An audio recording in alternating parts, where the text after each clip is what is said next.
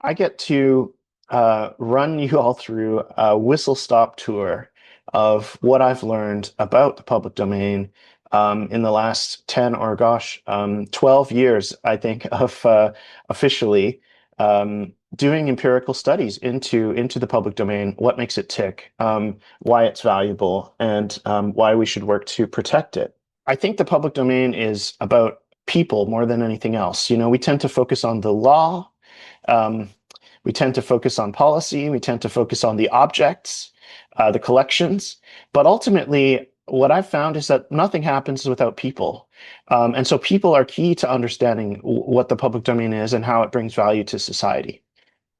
And also what the people do with it, right? Um, and three of the things that I want to highlight, three sort of behaviors or types of activity that I think are interesting, are managing and taking risks, innovating, making new products, new ideas, and creating value, whether that's economic value or other indirect forms of value that propagate out into society. First of all, people. What do I mean by that? I was interested in why it would be that people would contribute their labor, skills, and talent to these volunteer initiatives for free, right? Boyle had that famous, very influential article about the public domain, where he talked about uh, that with enough people in the world and with low enough thresholds of action, some people will just naturally do things for free, right? And he quoted, Galileo, "E pur si muove." Sorry, my Italian, but you get the idea that Galileo's quote was meant to say that it just moves. It does it on its own. It's like a natural thing of the universe. And I found that really frustrating and incomplete. Um, and it wasn't until I discovered a different paper by Eric von Hippel and Georg von Crow about private collective innovation that highlighted some reasons why people would contribute their labor, skills, and talent to the public domain. And in a kind of a very management studies like return on investment sort of framework, which is clunky and it requires sort of a market focused orientation, but it unlocked a whole bunch of possibilities in terms of like, yeah, it's not just about altruism, although that could still exist. It's also about community and getting additional indirect economic benefits from participating in a community. This screenshot illustrates one early sort of case study that we looked at with regard to the public domain. This is Ever Jane, which was a massively multiplayer online game set in the world of Jane Austen's writing. Um, and of course, this is an example of somebody building a product around a community of other fans who wanted to see this thing in the world. And as much as the gaming press derided this product, it was incredibly innovative and amazing, while it survived. And even though it attracted a tiny, vanishingly small audience, it was still very influential. So what about taking risks? So on the risk side, we found through our study of Kickstarter. Now, Everjane was funded on Kickstarter back in 2014, 2015. And we undertook a study to follow Kickstarter for over 10 years and looked at a cohort of projects which were launched there and sort of what happened to them over time. And what we found was that products which were inspired by or incorporated aspects from the public domain had a higher chance of being successfully funded and ultimately a higher chance of being delivered to the end backer or supporter. So in a way, public domain, basing one's product on the public domain is a way to minimize risk for the producer. And we did a bunch of other related qualitative interviews, with entrepreneurs. And they talked about things like, yeah, it helped me to rapidly prototype the tech side because I had content that I could just use as a placeholder. But anyway, the content turned out great and people loved it. So we ended up just keeping it in the final product, because there was value in these public domain inputs for entrepreneurs. So there's a paper there that I'm happy to share that looks at all of those various factors that help entrepreneurs overcome risk by incorporating public domain inputs. How about creating value? So another study we did was looking at the Wikimedia Commons. And this was an effort to try to put some kind of numerical value, some contribution to social welfare or GDP that was could be represented by this amazing resource, which is built and curated by people, right? Going back to the people.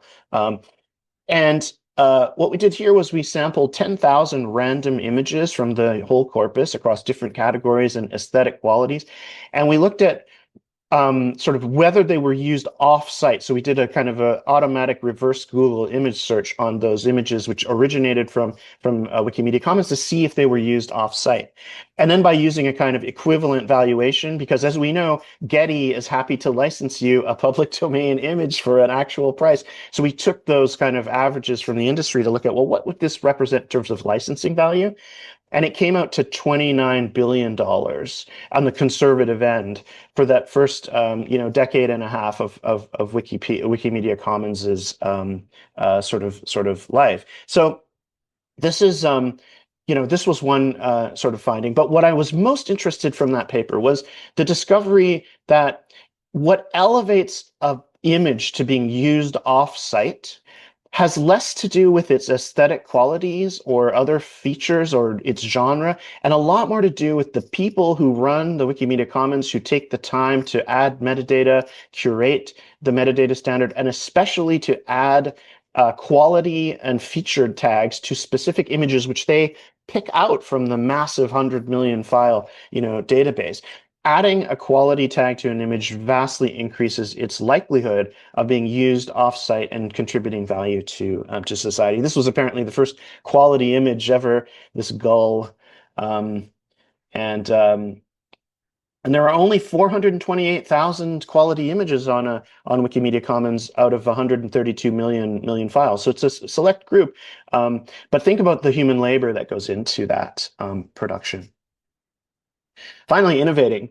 So this is a this is a very niche product. This is a video arcade game created by a company in Barcelona in the 1990s called Guileco. And it's a terrible game. It's got really obnoxious music. It's got these cool dude characters. It went unnoticed by the rest of the world's gaming public, and disappeared in obscurity with only a few thousand physical copies being made. These were circuit boards inside of arcade machines in the 1990s. And in a very recent study we've done of MAME. MAME is an open source emulator for old retro arcade games. And you're saying, well, Chris, these are all in copyright. So this has nothing to do with the public domain. But before we get to that, look at the effort that had to go into actually preserving this game called Alligator Hunt. It had a really pernicious technological protection measure on the circuit board, this incredible encrypted CPU, and that they had to basically use all of the engineering tricks and decryption techniques to get the source code of this game off of this circuit board before it fell apart and deteriorated, so that they could preserve this game. Where did I get it? I got it on the Internet Archive with all the other 14,000 ROM files, some of which are games, some of which are home devices from the 80s, synthesizer music and such. All are there on the Internet Archive, waiting to be used. Now, canonical cultural heritage institutions can't really do anything with that stuff because it's stuck behind that legal barrier. But there is a huge de facto public domain that exists around this whole economic, cultural, social activity of preserving and saving these old titles. I mean, Alligator Hunt might not enter the public domain until the 2060s, right? Think about that. Are we still going to be having the public domain day in the 2060s? Maybe. I hope not, actually, right? I hope it's all solved by then. Because basically, there are firms like this Evercade device, which is sold actually in the UK. There are devices in Europe as well, where these companies have actually licensed MAME, the open source emulator, to run their device so that the rights holders, in this case Guileco, who were so happy to have their game licensed, then would be able to sell it anew on this device, which is half open source and half, sort of proprietary closed source. But the only reason the product is able to exist is because some very dedicated people in a community with incredible skills got out their soldering irons and pulled this thing off of a circuit board before it disappeared. So we wouldn't be able to induct it into the public domain in 2065 if there was no community of people out there, volunteer community that are actually, in advance of that, important day, making sure that this stuff is actually preserved and actually is already generating value and use to society. So I will end it there. I know that was a whistle stop tour, but I'm very happy to take comments, questions, thoughts, requests for documentation by email. It's Kristofer Erickson at Glasgow. Our research center is create.ac.uk. Have an awesome day and panel and conference, and I hope to get to meet and see as many of you as possible soon. Thanks a lot.